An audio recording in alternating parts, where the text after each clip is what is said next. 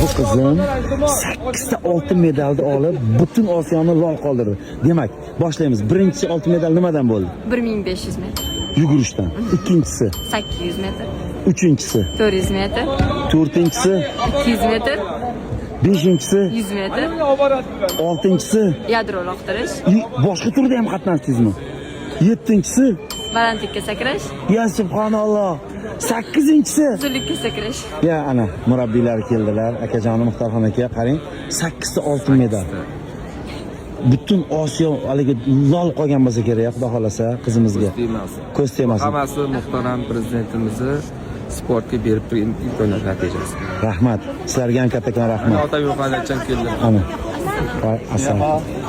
Tabriklaymiz.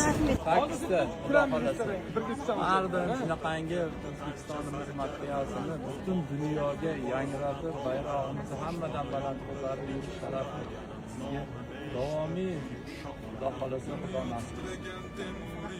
Menga aytgan murabbiylar, yugurishdan bizdan sportchi chiqmaydi, bizning genimizda yo'q degan. Mana Chiroyliligini 5 ta disiplinada.